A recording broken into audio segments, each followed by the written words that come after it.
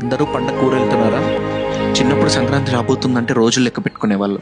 ఇప్పుడు మాత్రం టికెట్ దొరికిందా లేదా అనేది లెక్క. ఇంటికి వెళ్ళేటప్పుడు చాలా ఎక్సైట్మెంట్గా ఉంటుంది. ఏరా బయలుదేరావా అని ఇంట్లో నుండి ఫోన్లు. ఫ్రెండ్స్కి బాయ్ చెప్తూ ప్రయాణం మొదలు పెడతాం. ఆ వెంటనే నాన్న కాల్ చేస్తారు, ఇంటికి జాగ్రత్తగా వచ్చారా, మీ అమ్మ నీకోసం అన్ని పిండి వంటలు రెడీ చేసి పెట్టింది అని.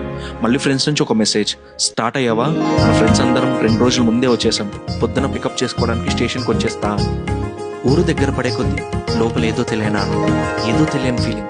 మన ఊరికి వెళ్ళగానే ఇన్నాళ్ళు మిస్ అయినవన్నీ చేయాలి, తినాలి అని. అమ్మా నాన్నలతో టైం స్పెండ్ చేయాలి. సంక్రాంతి సినిమాలు ఒక్కటి కూడా మిస్ అవ్వకుండా చూడాలి.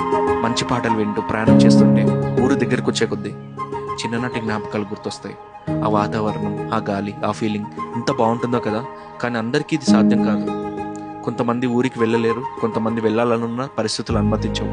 తమ పిల్లల్ని మిస్ అయ్యే పేరెంట్స్, తమ పేరెంట్స్ని మిస్ అయ్యే పిల్లలు ఎందరో.